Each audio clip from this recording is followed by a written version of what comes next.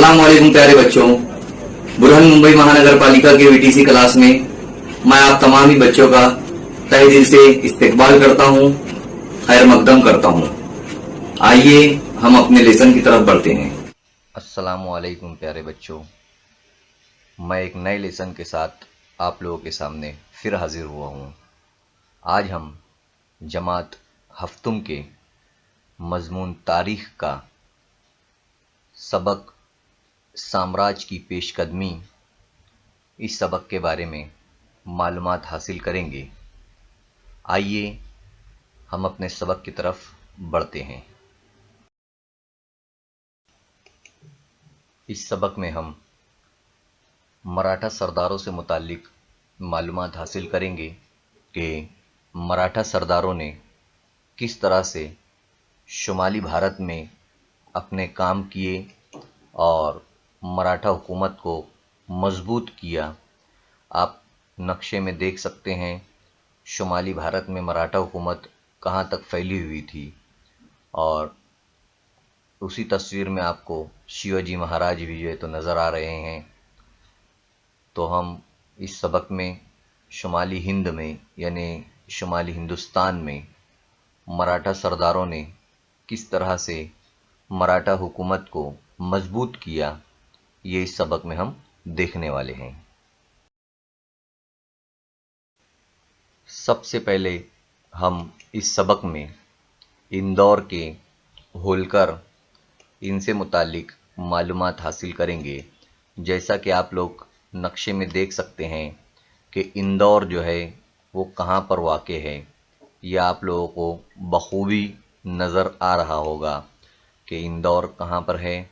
और इंदौर के होलकर जो थे, उन्होंने उनमें सबसे पहले मल्हार राव होलकर के बारे में हम देखेंगे। मल्हार राव होलकर जो है इक़्तिदार के बानी थे। उन्होंने तवील अरसे तक मराठा हुकूमत की खिदमत की और वो गोरिल्ला जंग के माहिर थे। गोरिल्ला जंग जो पहाड़ों पर चढ़कर जो है तो लड़ी जाती थी, उसे गोरिल्ला जंग कहते थे, तो वो उसमें बहुत माहिर थे। बाजीराव अव्वल, आप लोग बाएं तरफ ऊपर वाली तस्वीर में देख सकते हैं, बाजीराव अव्वल जो है तो आप लोगों को नज़र आ रहे होंगे। और नाना साहब पेशवा भी जो है तो नीचे वाली तस्वीर में जो है तो आप लोगों को दिखाई दे रहे होंगे। तो नाना साहब पेशवा और बाजीराव अव्वल के दौर में उन्होंने, यानी किसने, मल्हार राव होलकर ने बड़ी बहादुरी के जौहर दिखाए। मालवा और राजपूताना में मराठों की बालादस्ती कायम करने में इनका अहम किरदार था, यानी मराठा हुकूमत को बढ़ाने में इनका अहम किरदार था। पानीपत की जंग के बाद, देखो जंग की एक तस्वीर आप लोगों को नज़र आ रही है, ये पानीपत की जो है तो मुकाम है, वहाँ पर जो जंग हुई थी उसे पानीपत की जंग कहते हैं। तो उसके बाद, पानीपत की जंग के बाद शुमाली भारत में मराठों की शान और शौकत को दोबारा जिला बख्शने और उन्होंने माधवराव पेशवा की बहुत मदद की थी। माधवराव पेशवा आगे हम देखने वाले हैं, उनकी भी जो है तो इन्होंने बहुत मदद की थी। किसने? मल्हार राव होलकर ने। तो यहाँ पर हम होलकर जो है वो एक सरनेम है, इंदौर के रहने वाले थे ये, तो इनके बारे में जो है तो हम देख रहे थे। अब मल्हार राव के बाद हम देखेंगे अहिल्याबाई होलकर के बारे में। ये मल्हार राव के जो बेटे थे, जिनका नाम था खंडेराव, तो खंडेराव की ये बीवी थी और कुंभरी की लड़ाई में खंडेराव की मौत वाक़ई हो गई थी, यानी इनके शौहर की जो है तो मौत वाक़ई हो गई थी। कुछ अरसे बाद मल्हार राव का भी जो है तो इंतकाल हो गया था। इसलिए इसके बाद इंदौर का जो निज़ाम संभालने के लिए अहिल्याबाई ने जो है तो सब कुछ अपने हाथों में ले लिया वहाँ का इंतज़ाम संभालने के लिए। और उन्होंने एक बेहतरीन वो सिफारतकार और उम्दा मुंतज़िम थी, यानी बहुत ही अच्छा इंतज़ाम करने वाली थी और बहुत ही अच्छा वो काम करती थी। उन्होंने बहुत सारे काम भी किए, जैसा कि आप तस्वीर में देख सकते हैं। पहली तस्वीर तो हमें नज़र आ रही है जो वो अहिल्याबाई होलकर की है। उसके बाद उन्होंने कुएं बनवाए, खेतों में तालाब बनवाए और घाट वगैरह जो है तो वहाँ पर घाट पर जो है तो रास्ते वगैरह बराबर करवाए, मनादिर बनाए, खानकाहें बनाई, बहुत सारे जो है तो उन्होंने धर्मशालाएं, पानी की सबीलें बनवाई और मुल्क में सकाफती इत्तेहाद के लिए भी जो है तो उन्होंने बहुत सारी कोशिश की। वो खुद लोगों के मामलात का फैसला करती थी, बहुत सखी थी वो, यानी बहुत बड़े दिल वाली थी, गरीबों की मदद किया करती थी और किताबों से उनको बहुत मोहब्बत थी, बहुत किताबें पढ़ा करती थी। उन्होंने मुसलसल यानी कंटिन्यू 28 बरस तक बड़े इस्तेहकाम के साथ यानी बड़ी मजबूती के साथ शुमाली भारत में मराठा इक़्तिदार के कद को बुलंद किया, यानी मराठा हुकूमत को मजबूत किया। रियासत में अमन अमान और नज़्म ज़ब्त कायम करके रियाया को, लोगों को खुशहाल बनाया, लोगों की ज़िंदगी में जो है तो खुशी लाई और मराठा शाही के ज़वाल के ज़माने में यशवंतराव होलकर ने हुकूमत को बचाने की कोशिश की। यहाँ पर अगर हम सब देखेंगे तो अहिल्याबाई होलकर ने जो है तो बहुत ही अच्छे अच्छे काम किए। वो जो तस्वीरों में आप लोग देख सकते हैं वो सब जो है तो उन्होंने बनवाया। ये सब बनाने की वजह से लोगों को बहुत फ़ायदे हुए। किसानों को जो है तो पानी आसानी से मिलने लगा, रास्ते बेहतर हो गए और उन्होंने तालीम के लिए और मनादिर वगैरह भी जो है तो बनाए ताकि लोग अपने मजहबी काम बराबर कर सकें। तो ये तमाम काम जो है तो अहिल्याबाई होलकर के थे। अब अहिल्याबाई होलकर के बाद हम देखेंगे नागपुर के भोसले और उनमें जो अहम हैं जिनका नाम है रघुजी भोसले, उनके बारे में हम मालूमात हासिल करेंगे। नागपुर के भोसले ख़ानदान के परसोजी भोसले और शाहू महाराज के ज़माने में विहार और गोंडवन के इलाके बतौर जागीर अता किए गए थे। नागपुर के भोसले ख़ानदान के रघुजी राव, जैसा कि आप लोग तस्वीर में देख सकते हैं, रघुजी राव नहायत अहल, बासलाहियत और बहादुर शख्स थे। उन्होंने जनूबी भारत में यानी भारत का नीचे वाला हिस्सा कहते हैं हम जिसे, वहाँ पर उन्होंने, और एक है तरुचिरापल्ली जो है तो एक इलाका है, जैसा कि आप लोग तस्वीर में देख सकते हैं। ऊपर की तरफ बाएं की तरफ जहाँ पर लिखा हुआ है तरुचिरापल्ली, वहाँ पर जो है तो उन्होंने उसके आसपास के इलाकों को मराठा अमलदारी के तहत लाने का अहम किरदार अदा किया, यानी मराठा हुकूमत वहाँ पर उन्होंने फैलाया। इसी तरह शाहू महाराज ने बंगाल, आप लोग तस्वीर में देख सकते हैं, बंगाल, बिहार और उड़ीसा, बंगाल, बिहार और उड़ीसा में जो है तो लगान वसूल करने का यानी चौथ वसूल करने का जो महसूल का काम होता था, वसूल करने का इख्तियार भी जो है तो रघुजी भोसले को दे दिया। आप लोग देख सकते हैं तस्वीर में नागपुर के जो भोसले हैं, नागपुर का नक्शा दिया हुआ है। बंगाल जो पहली तस्वीर है, लिखा हुआ भी है वहाँ पर बंगाल भारत में कहाँ है वो आप लोग देख सकते हैं। बिहार कहाँ पर है वो भी देख सकते हैं और उड़ीसा कहाँ पर है वो भी आप लोगों को नज़र आ रहा होगा। तो यहाँ पर इन इलाकों में रघुजी भोसले को महसूल वसूल करने का, यानी किसानों से जब फसल हो जाती थी तो उसका हिस्सा कुछ हिस्सा जो है तो किसान हुकूमत को देते थे, तो वही वसूल करने का हक जो है वो रघुजी भोसले को दिया गया और उन्होंने इन इलाकों को मराठों के ज़ेर इक़्तिदार भी लाया, यानी वहाँ पर मराठा हुकूमत फैलाने में मदद की।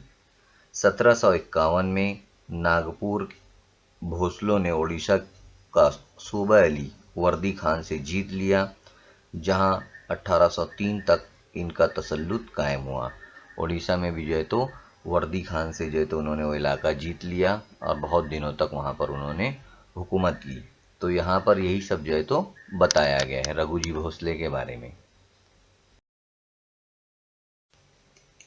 यहाँ पर एक लड़का जो है वो दिखाई दे रहा होगा, वो पूछ रहा है कि मराठा डिच यानी क्या। क्या आप जानते हैं मराठा डिच किसे कहते हैं? तो हम यहाँ पर समझेंगे और उस लड़के को बताएंगे कि मराठा डिच यानी क्या। कोलकाता के अंग्रेज नागपुर के भोसलों से डरने लगे थे। मराठों के मुमकिना हमलों से शहर को बचाने के लिए उन्होंने शहर के इर्द गिर्द एक खंदक खोद दी थी, जो मराठा डिच के नाम से मशहूर हुई। यानी जो कोलकाता में अंग्रेज थे वो मराठा लोगों से डरते थे कि मराठा ना जाने कब हम पर आकर हमला कर दे।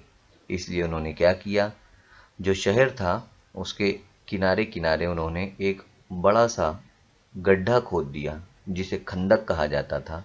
बहुत उसकी गहराई होती थी ताकि जो भी अगर बाहर से आए तो वो अंदर ना आने पाए आसानी से शहर में। तो इसको मराठा डिच कहा जाता था। जिस तरह हमने नागपुर के भोसले और इंदौर के होलकर के बारे में मालूमात हासिल की है, ठीक इसी तरह अब हमें ग्वालियर के शिंदों के बारे में मालूमात हासिल करना है। आप लोग के सामने यहाँ पर तस्वीरें नज़र आ रही है। जैसे बड़े बाजीराव ने शुमाली भारत में राणोजी शिंदे को इनकी फर्ज शनासी देखकर सरदार मुकर्रर किया। राणोजी शिंदे को है ना दिया गया। राणोजी शिंदे के बाद इनके बेटे जयप्पा, दत्ताजी और महादजी ने अपनी बहादुरी से मराठों के इक़्तिदार को मजबूत किया। महादजी शिंदे की आप लोग तस्वीर यहाँ पर देख सकते हैं।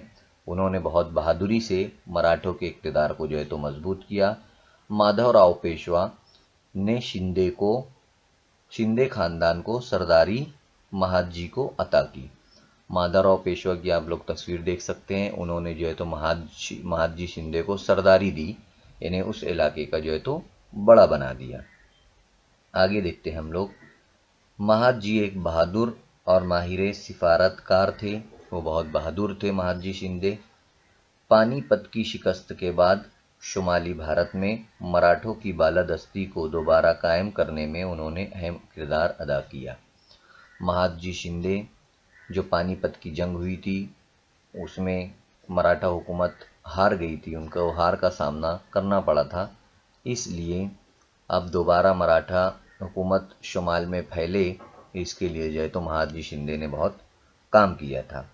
वो गोरिल्ला जंग जो है तो जानते थे और गोरिल्ला जंग को बहुत ही अच्छी तरीके से वो करते थे। उन्होंने क्या किया, उन्होंने फ्रांसीसी जो फौजी था एक, जिसका नाम था डबाइन, फ्रांसीसी फौजी माहिर डबाइन की रहनुमाई में अपनी फ़ौज की तरबियत की।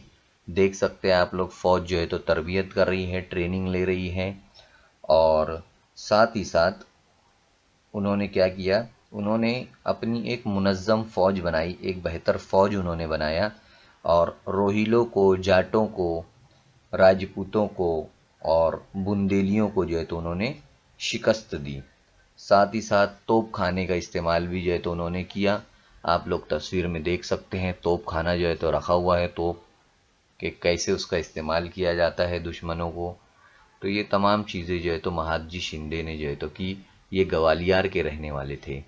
यही सब जो है तो यहाँ पर बताया गया है।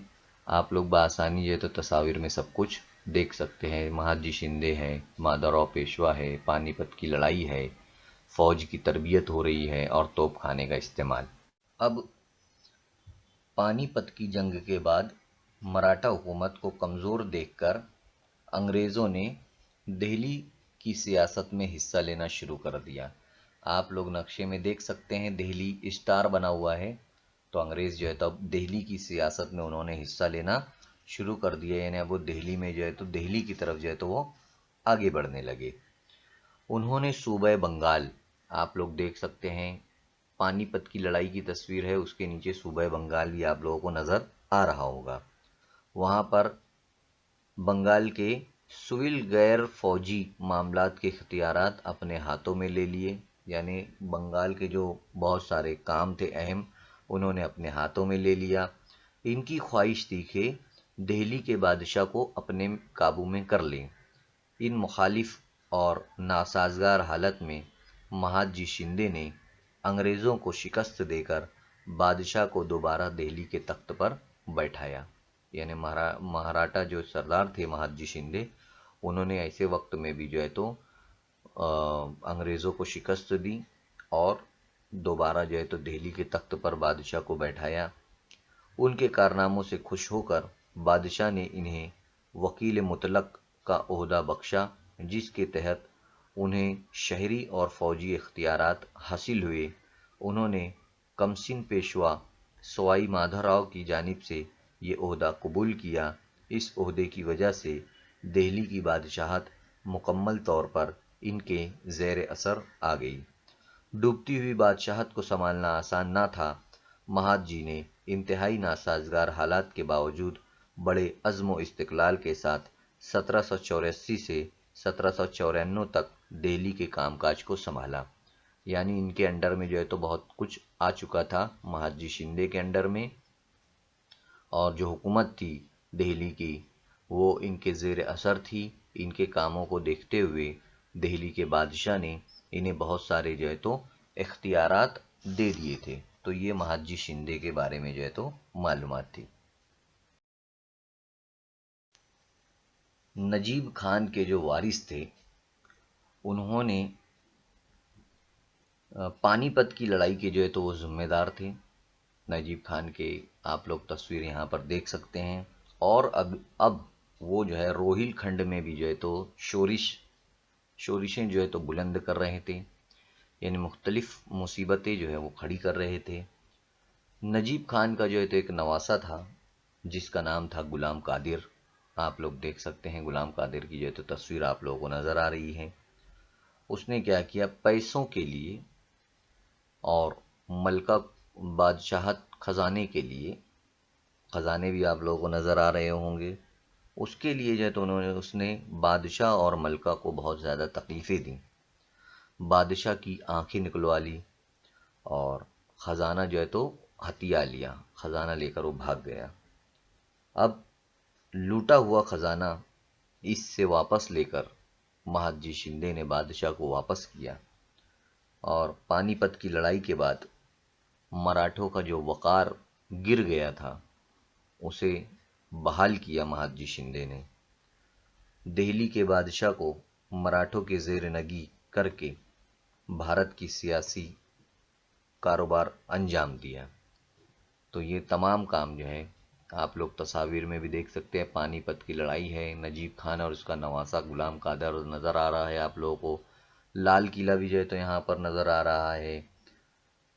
तो ये तमाम काम जो है तो उन्होंने महादजी शिंदे ने जो है तो बेहतर तरीके से जो है तो किया। लाल किले पर जो है तो उसने कब्ज़ा कर लिया था गुलाम कादर ने, तो वो भी जो है तो महादजी शिंदे ने उससे वो तमाम चीज़ें वापस ले ली। यही बातें जो है तो यहाँ पर बताई गई है। अब हम यहाँ पर देखेंगे रघुनाथ राव के बारे में कि ये कौन थे। रघुनाथ राव, पेशवाओं की घरेलू रंजिशों की वजह से रघुनाथ राव अंग्रेज़ों की गोद में जो है तो जाकर बैठ गए। यानी रघुनाथ राव घरेलू जो रंजिश थी पेशवा के अंदर, जो लड़ाइयाँ चल रही थी इनके घरों में, इसकी वजह से जो है तो ये अंग्रेज़ों से जाकर मिल गए और इसका इरादा अंग्रेज़ों की मदद से पेशवाई हासिल करना था। यानी वो खुद जो है तो पेशवा बनना चाहते थे। मराठा सिफारतकारों को ये मंजूर ना था, लेकिन जो बड़े बड़े सरदार थे मराठों के, वो ये पसंद नहीं करते थे कि रघुनाथ राव जो है तो वो पेशवा बने। और इसके अलावा क्या हुआ, फिर मराठा सिफारतकारों को ये मंजूर नहीं था, इसलिए मराठों और अंग्रेज़ों के दरमियान लड़ाई यकीनी थी। और इस सूरत हाल से बात वाज़ेह हो गई थी कि दो बड़ी ताकतें यानी कि मराठा और अंग्रेज़, इन दोनों में से कौन जो है आगे भारत पर हुकूमत करेगा। अंग्रेज़ आप लोगों को नज़र आ रहे हैं, दोनों के दरमियान लड़ाई हो रही है भारतीय और अंग्रेज़ों में, वो भी आप लोगों को दिखाई दे रहा है। और भारत का नक्शा भी जो है तो दिखाई दे रहा है कि अब कौन वहाँ पर हुकूमत करेगा। रघुनाथ राव की भी आप लोग तस्वीर देख सकते हैं। तो ये तमाम चीज़ें यहाँ पर दिखाई गई है। अब हम आगे का सीन देखते हैं कि मुंबई से अंग्रेज़ बोरघाट के रास्ते मराठों पर हमलावर हुए। और आप लोग यहाँ पर घाट की भी जो है तो तस्वीर देख सकते हैं। अंग्रेज़ों और मराठों को आप लोग नज़र आ रहा होगा। महाराष्ट्र का मुंबई का हिस्सा भी आप लोगों को नक्शे में दिखाई दे रहा है। तो मुंबई से अंग्रेज़ बोरघाट के रास्ते मराठों पर हमलावर हुए। महादजी शिंदे की क़यादत में मराठा फ़ौज मुनज़्ज़म थी, यानी मजबूत थी। मराठों ने गोरिल्ला तरीके से जंग इख्तियार करते हुए अंग्रेज़ों को अनाज की रसद मिलने नहीं दी, यानी इनके ऊपर अनाज जो है तो इन्होंने मराठों ने बंद कर दिया। गोरिल्ला जंग जो है तो मैं बोला हूँ ना, पहाड़ों पर चढ़कर जो है तो लड़ी जाती है, तो इस तरीके का उन्होंने इस्तेमाल किया। दोनों फ़ौजों का आमना सामना हुआ वड़गांव के मुकाम पर, जो आज मुंबई और पूना के रास्ते पर ये मुकाम है। वहाँ पर जो है तो अंग्रेज़ फ़ौज और मराठों के दरमियान जो है तो जंग हुई। इस लड़ाई में अंग्रेज़ों को शिकस्त हुई, यानी अंग्रेज़ यहाँ पर हार गए और उन्होंने मजबूरन रघुनाथ राव को मराठों के हवाले कर दिया। रघुनाथ राव, मैं अभी जैसे बताया आप लोगों को, रघुनाथ राव कौन, जो अंग्रेज़ों के पास जाकर बैठ गया था पेशवा बनने के लिए, तो उनको जो है तो इनके हवाले कर दिया, महादजी शिंदे के हवाले। आप लोग ये समझ गए होंगे कि क्या बताया गया है यहाँ पर। महादजी शिंदे के बारे में जितनी तारीफ की जाए वो कम थी। 1803 तक दिल्ली पर मराठों का तसल्लुत था। और अगर ये बात समझ ली जाए कि अंग्रेज़ों ने मराठों से लड़कर भारत को फतेह कर लिया, तो हमें महादजी शिंदे के जो कारनामे हैं उन्हें, उनकी कीमत जो है तो हमें समझ में आएगी। और साथ ही साथ दिल्ली का सब काम हम निपटा कर जब वो वानोड़ी यानी पूना आए, पूना के मुकाम पर इनकी मौत हो जाती है, इनका इंतकाल हो जाता है। और इनकी याद में जो है तो फिर एक छतरी तामीर की गई। आप लोग तस्वीर में देख सकते हैं वो इमारत जो नज़र आ रही है, शिंदे छतरी, वानोड़ी पूना में जो है तो ये वाक़ है।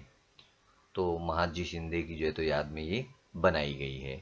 आप लोगों को तस्वीर में मराठा लोग दिख रहे हैं, भारत का नक्शा भी नज़र आ रहा है, महादजी शिंदे है और उनकी जो याद में छतरी बनाई गई है वो भी आप लोगों को नज़र आ रही है। तो महादजी शिंदे ने मराठों के लिए जो है तो बहुत सारे काम किए, वो यहाँ पर दिखाया गया।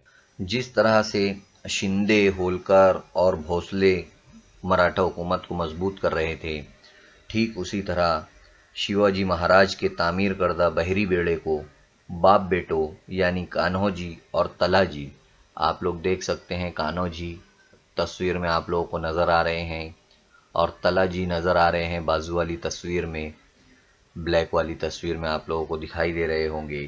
तो ये दिनों बाप बेटों ने जो है तो बहरी बेड़ा यानी आप लोग नज़र आ रहा होगा, एक जहाज़ जो है तो पानी में दिखाई दे रहा है।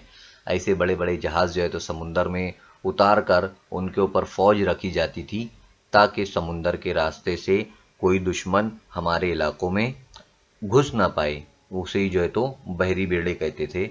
तो कान्होजी और तलाजी आंग्रे वगैरह ने बहुत जो है तो काम किया और मजबूती के साथ उन्होंने पुर्तगालियों से, अंग्रेज़ों से और जो सिद्दी थे उनसे जो है तो उन्होंने लड़ाई की। पुर्तगाली और अंग्रेज़ों की तस्वीर आप लोगों को नज़र आ रही है। उनसे जो है तो ये कान्होजी, तलाजी आंग्रे वगैरह ने जो है तो काफ़ी लड़ाई की और अपनी जो है तो धाक जमाई उन्होंने। मराठा हुकूमत के साहिली हिस्से की उन्होंने हिफाजत की, साहिली हिस्से यानी पानी के रास्ते की उन्होंने हिफाजत की। आगे है वहाँ पर खंडेराव, सिपे सालार खंडेराव और दाभाड़े जो इसके बेटे थे, त्र्यंबक राव ने गुजरात में मराठा हुकूमत की बुनियाद रखी। किसने? खंडेराव और उनके बेटे दाभाड़े उन्होंने जो है तो गुजरात में मराठा हुकूमत को बनाया, उसको उसकी बुनियाद रखी। खंडेराव की मौत के बाद इसकी बीवी थी जिसका नाम था ओमाबाई, उसने भी जो है तो अहमदाबाद में मुगल सरदार को शिकस्त दी, वहाँ के किले को फतेह किया। इसके बाद गायकवाड़ों ने गुजरात के वडोदरा को अपनी हुकूमत का मरकज़ बनाया। मध्य प्रदेश के धार और देवास के पवारों ने शुमाली भारत में मराठा इक़्तिदार को तोसी में मदद की। शिंदे और होलकर को बहुत ज़्यादा उन्होंने कीमत देकर ताउन किया। तो यहाँ पर जो दूसरे थे खंडेराव और उनके बेटे तिरंबक राव, उसके अलावा उनकी जो बीवी थी, क्या नाम बताया मैं उनकी बीवी का, ओमाबाई, ये तमाम लोगों ने भी जो है तो हिंदुस्तान में मुख्तलिफ इलाकों में मराठा हुकूमत को फैलाने में मदद की। माधवराव पेशवा की जो मौत थी उसके बाद मराठा हुकूमत जो है तो वो कम होती चली गई और नाना फडणवीस, जैसा कि तस्वीर में आप देख सकते हैं, साथ ही साथ महादजी शिंदे ने उस शिराजा बंदी की, यानी हुकूमत को बचाने की कोशिश की। जिस वक्त महादजी शिंदे शुमाली भारत में मराठों के तसल्लुत को बढ़ा रहे थे, मराठा हुकूमत को बढ़ा रहे थे, उसी तरह जुनूब में नाना फडणवीस ने जो है तो ये काम संभाला। शुमाली भारत, ऊपर की तस्वीर में शुमाली भारत नज़र आ रहा है आपको, और जुनूबी भारत यानी भारत का नीचे का हिस्सा। तो ये दोनों तस्वीरों में आप शुमाली भारत और जुनूबी भारत समझ सकते हैं, north India and south India. तो इस तरह से नाना फडणवीस ने जुनूबी भारत में मराठा हुकूमत को बढ़ाने की कोशिश की। इंदौर के होलकर, नागपुर के भोसले, ग्वालियर के शिंदे, वडोदरा के गायकवाड़ों ने बड़ी शुजाअत और क़यादत के साथ, सलाहियत के साथ मराठा हुकूमत को जो है तो बढ़ाया। ये लोग जो है तो मराठा हुकूमत की रीढ़ की जो है तो हड्डी थी। साथ ही साथ पटवर्धन, हरिपंत फड़के, इन्होंने भी जो है तो मराठा हुकूमत को बढ़ाने में मदद की। माधवराव पेशवा, नाना फडणवीस, ये तमाम लोग ऐसे थे जिन्होंने मराठा हुकूमत को काफ़ी मजबूत किया। शुमाली भारत और जुनूबी भारत में जिस तरह से मराठा हुकूमत फैली, बहुत ही अच्छी तरीके से मराठा हुकूमत चल रही थी। महादजी शिंदे और नाना फडणवीस ने भी जो है तो काफ़ी अच्छी तरीके से हुकूमत को संभाला। लेकिन इनकी मौत के बाद अब बाजीराव दुवम, जो तस्वीर में नज़र आ रहे हैं नीचे वाली तस्वीर में, उनको जो है तो ये इक़्तिदार दिया गया। लेकिन उनके अंदर इतनी सलाहियत नहीं थी कि वो इस इक़्तिदार को, इस मराठा हुकूमत को बेहतर तरीके से जो है तो संभाल सके। और फिर यहाँ से मराठा हुकूमत जो है तो ज़वाल जो है तो उनका शुरू हो जाता है, यानी मराठा हुकूमत धीरे धीरे ख़त्म होने लगती है। और वो मराठा सरदारों के इत्तेहाद को कायम नहीं रख सके। मराठा सरदारों में फूट पड़ने लगी, यानी मराठा सरदार आपस में लड़ने लगे, जिसकी वजह से मराठा हुकूमत जो है तो अंदर से खोखली हो गई। जहाँ पर लड़ाई होती है वहाँ पर जो है तो मजबूती ख़त्म हो जाती है। ये तमाम वजूहात थी जिसकी वजह से शुमाली भारत में और जुनूबी भारत में मराठा हुकूमत कमज़ोर हो गई और धीरे धीरे जो है तो मराठा हुकूमत ख़त्म होने लगी।